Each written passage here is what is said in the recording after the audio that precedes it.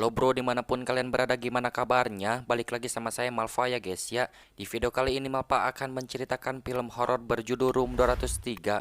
Gak usah banyak cincong di awal ya guys ya. Siapkan diri kalian, pusatkan pikiran, jangan pernah berkedip. Selamat menonton dan cekidot.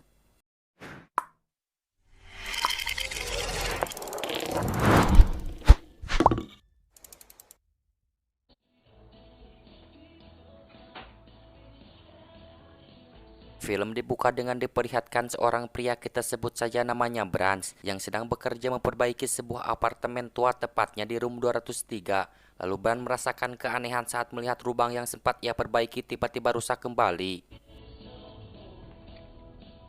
You passed that hole yet? Tak lama kemudian, seorang bos datang untuk memberitahu Brans bahwa lubang tersebut dari zaman dahulu susah untuk diperbaiki oleh siapapun. Bahkan lubang tersebut pun seperti hidup yang selalu makan korban jiwa. Karena hari itu tidak ada jam lemburan, jadi sang bos pun menyuruh Brans untuk pulang. Akan tetapi Brans menolaknya karena Brans sedang menunggu kekasihnya yang akan menjemput dirinya. Setelah bosnya pergi dari sana, rasa penasaran bagi Brans terkait lubang tersebut semakin tinggi. Ia pun memutuskan untuk mencoba memasukkan salah satu tangannya ke lubang tersebut. Karena hal itu, tangan Brans sedikit terluka dan Brans pun menemukan sebuah kalung yang sangat antik. Malam hari pun tiba. Di room yang sama, Brans melihat sebuah kaca yang dilukis seperti simbol kematian. Tak lama kemudian kekasihnya yang bernama Lena pun datang untuk menjemputnya pulang. It's cool, right? Sebelum pergi dari sana, Brans memberikan kalung tersebut kepada kekasihnya. Tak lama kemudian tiba-tiba, ya, itu Lena kerasukan iblis lalu bunuh diri tepat di hadapan Brans, dan inilah room 203.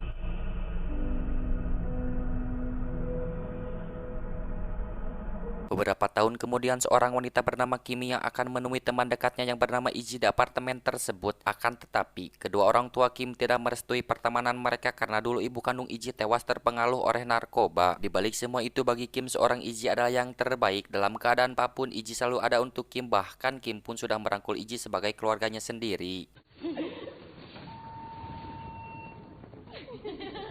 Tak lama kemudian, Kim dan Iji bertemu seorang pria pengelola gedung yang bernama Ronan. Lalu Ronan pun mengantarkan mereka ke room 203 tersebut. Di sana Ronan memberitahu mereka tentang peraturan yang ada, yakni tidak boleh merokok dan batas kegaduhan hanya sampai jam 9 malam saja. Bahkan semua perabotan di dalam apartemen itu pun berasal dari zaman dahulu sebelum peperangan terjadi. Saat Iji akan menyentuh kaca tersebut, Ronan langsung membentak keras kepada mereka untuk tidak menyentuhnya dengan alasan tidak boleh merusaknya. Malam hari pun tiba. Kim melihat lubang misterius itu seperti ada daya tarik tersendiri. Lalu Kim mencoba menutup lubang tersebut dengan sebuah cermin yang berada di sana. Tanpa mereka sadari bahwa cermin yang mereka pakai untuk menutup lubang tersebut bergerak sendiri. Hey. Hey. Setelah ibunya meninggal, Iji selalu merasakan kehancuran dunia yang begitu dalam. Bahkan cahaya dunia pun bagi Iji tidak ada sedikit pun. Karena hal itu, Kim mencoba menghibur Iji dengan sebuah permainan anak kecil dan melakukan pesta yang sederhana. Saat pagi hari, Kim memberitahu Iji bahwa cermin yang mereka pakai untuk menutup lubang itu tiba-tiba jatuh dengan sendirinya. Kim hanya menyadari bahwa hal tersebut hanya kelonggaran dari pakunya saja. Karena hal itu, Iji sedikit penasaran tentang hal itu lalu masukkan salah satu tangannya ke dalam lubang tersebut dan tiba-tiba, You're kidding. ya, seperti itu. Iji hanya melakukan candaan untuk menghibur Kim. Ya, begitulah pertemanan mereka. Akan tetapi di dalam lubang tersebut, Iji menemukan kalung yang sama seperti Brans. Bahkan Iji pun menyukainya. Saat malam hari, Kim bersama Iji berkenalan dengan pria baru yang bernama Step dan Tony. Di sana Kim beritahu mereka bahwa hari esok adalah hari pertamanya masuk kuliah untuk melanjutkan cita-cita menjadi jurnalis terkenal. Tapi beda halnya dengan Iji yang akan menjadi artis papan atas. Lalu Step melakukan hal yang tak wajar kepada Kim. Karena hal itu, Iji sangat marah dan langsung menghajarnya. Bitch. Setelah itu, Iji membuat Tony untuk menginap di apartemen tersebut. Bahkan Ronan pun melihat mereka. Saat Tony sedang menatap kaca itu, entah apa bayangan hitam melintas di belakangnya dan lalu tiba-tiba, Ya, itu. Tony langsung tewas seketika. Di room yang sama, Kim terbangun dari tidurnya karena merasakan ada tamu yang tadi undang berada di luar kamarnya dan langsung memastikan keadaan Iji bahwa baik-baik saja. Saat pagi hari, Kim memberitahu Iji bahwa semalam merasakan hal aneh. Akan tetapi bagi Iji itu mengira hanya Tony yang akan pergi dari room mereka. Akibat pesta malam tadi yang membuat Kim terlambat dalam acara orientasi hari pertama kuliahnya. It's only 11. Shit. What?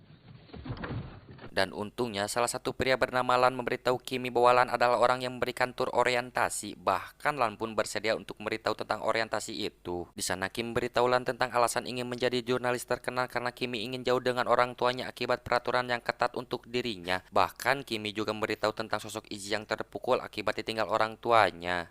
Actually got this little protest today I'm gonna cover. Saat Kimi pulang ke apartemen, ia mencium bau yang sangat aneh dan mendapatkan sebuah pesan bahwa Iji sedang berada di luar untuk menenangkan dirinya. Lalu Kim menemukan sebuah box musik yang bersuara horor. Setelah itu Kim menuliskan naskah sebuah cerita tentang kehidupan Iji tanpa sepengetahuan Iji untuk perkara sekolahnya. Di sisi lain Iji yang terus depresi perihal masalah kehidupannya sendiri. Dan lalu saat Kim sedang tertidur lelap, tiba-tiba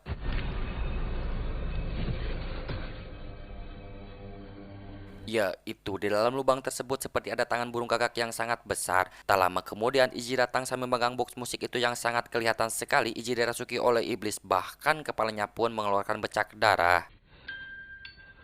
I can feel her.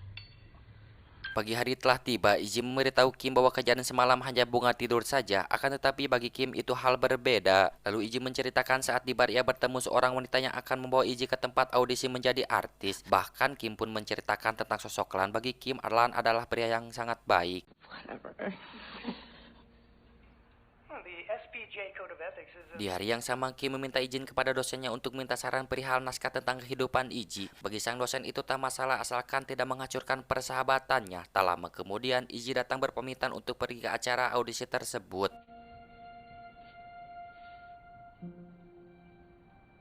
Sebelum pergi menemui Lan, Kim menutup kembali lubang misterius itu dengan cermin itu lagi. Lalu saat di sekolahnya, Kim menceritakan tentang Iji kepada Lan yang dimana Kim berjanji kepada dirinya sendiri untuk terus menjaga Iji sampai kapanpun.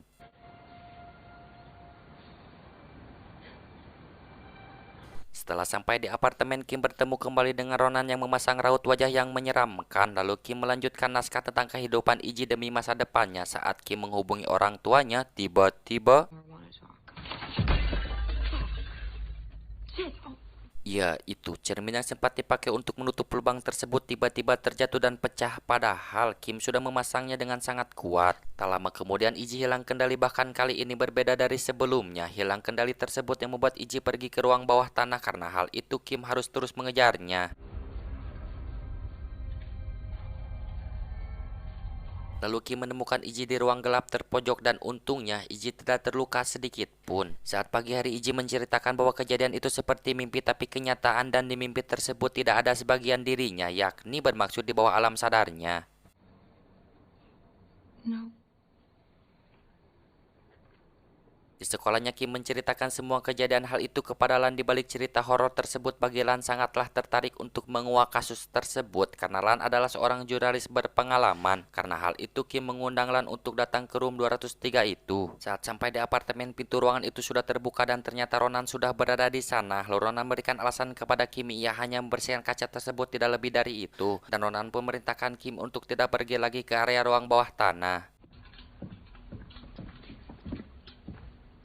Setelah Ronan pergi, Lan langsung mengambil beberapa potret kaca itu untuk menguak misteri yang dialami mereka belakangan ini. Lalu Kim menemukan sebuah pesan dari Iji yang berisi bahwa Iji sedang pergi ke acara audisi. Di sana Lan menyadari bahwa kaca tersebut seperti simbol kematian zaman kuno yang berasal dari Irlandia atau Celtic. Lalu Kim memperlihatkan alat musik horor itu kepada Lan. Dengan anehnya, saat diperlihatkan kepada Lan, alat musik tersebut tidak menimbulkan suara. Tak lama kemudian Iji pulang lalu memberitahu Kimi bahwa audisi tidak sejalan apa yang Iji pikirkan. Akan tetapi hari esok ada satu kesempatan lagi untuk Iji menjadi artis. Setelah itu Kim membawa Lan ke tempat di mana lubang misterius itu berada, bahkan Lan pun mencium bau yang sangat aneh ketika dekat dengan lubang itu.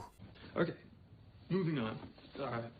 I'll look into. Untuk menguak lebih lanjut, mereka harus membuka salah satu situs untuk mencari tahu tentang simbol kematian tersebut. Karena hal itu, mereka berhasil menemukan tentang simbol kematian yang berasal dari Sentik yang disebut Triskele, dan berhasil menemukan pemilik box musik horor yang bernama Liam McNally. Dan ternyata Liam McNally tersebut adalah seorang manajer bank yang membunuh istrinya ketika hamil tua, dan Kim pun menemukan sebuah nama Milton Briggs yang masih hidup hingga saat ini. Tidak hanya itu, Kim menemukan sebuah pesan berita tentang pelayan pos yang tiba-tiba menghilang saat berada di room 203 tersebut. Lalu saat malam hari, Izzy kembali tak sadarkan diri, bahkan salah satu bola mata Izzy berubah menjadi putih. Di malam yang sama, Kim yang sedang tertidur bersama Lan datangi seekor burung gagak. Dengan anehnya, ketika Lan ikut terbangun, burung gagak tersebut hilang begitu saja. Keesokan harinya, Izzy menemukan hasil rangkuman Kim tentang kehidupan dirinya. Di sisi lain, Lan pergi ke tempat gereja untuk mencari tahu tentang kasus itu. Dan Kim pergi ke tempat Milton untuk mengetahui info tentang masa lalu apartemen tersebut. Hi, are you Milton Briggs? When I can remember my own name, I am.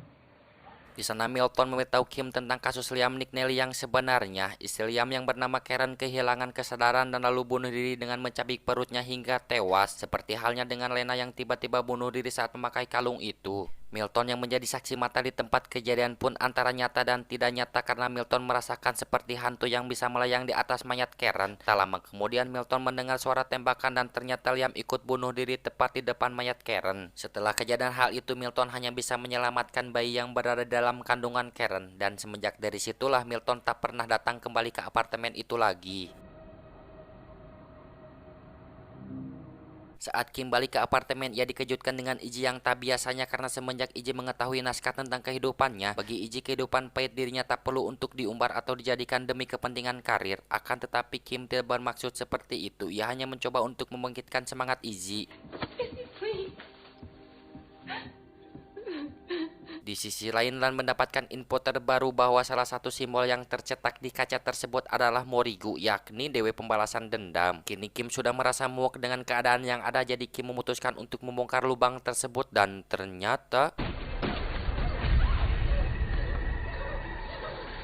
ya, itu. Di dalam lubang tersebut terdapat tangan manusia yang sudah membusuk, dan lalu tiba-tiba Ronan membawa Kim ke ruangannya. Dan ternyata Ronan adalah anak kandung Karen yang sempat diselamatkan oleh Milton. Semua keluarga Ronan menyembah Morigu, bisa dibilang ini kutukan turun-menurun. Jika tidak memberikan tumbal dalam hari tertentu, jiwa Ronanlah yang akan menjadi tumbal tersebut. Itulah alasannya mengapa Ronan menyekap Kimi. Terkait kalung yang dipakai Izzy saat ini adalah peninggalan kalung ibunya, dan penyebab kematian kedua orang tuanya pun sudah jelas, mereka dirasuki oleh Morigu, lalu nyawa mereka musnah dimakan oleh Morigu tersebut. Lalu Lan datang untuk menemui Kim terkait info yang ia dapatkan, akan tetapi suasana room 203 sudah berbeda. Tak lama kemudian, Izzy yang dirasuki oleh Morigu menghampiri Lan untuk dijadikan tumbal, akan tetapi saat itu Lan tidak menyadari hal tersebut. Saat Ronan sedang membaca mantra Morigu, untungnya Kim berhasil membalikan keadaan lalu pergi dari sana. Bahkan Kim juga melihat Lan yang sudah tewas.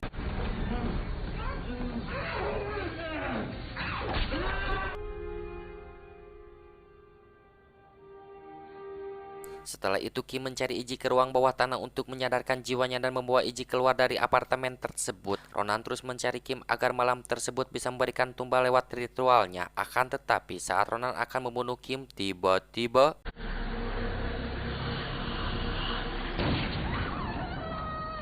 ya, seperti itu. Entah kenapa Morigu memihak kepada Kimi, dan kini Kimi menemukan Izzy yang sangat berbeda dari sebelumnya. Hanya ada satu cara untuk bisa menyelamatkan Izzy, yakni melepas kalung tersebut. I won't let it have you, okay? I won't. Dan hingga pada akhirnya Kim menyelamatkan nyawa Izzy walau harus sedikit terluka. Sebelum mereka pergi dari sana, Kim memutuskan untuk menghancurkan kaca abstrak terlebih dahulu agar Morigu pergi dari dunia.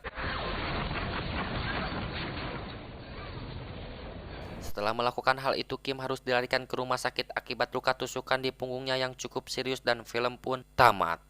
Jika kalian suka dengan channel ini, silahkan subscribe terlebih dahulu untuk membantu saya. Lalu aktifkan juga notifikasinya agar tidak ketinggalan video terbaru dari kami. Saya Malva pamit undur diri, see you next video. Bye bye.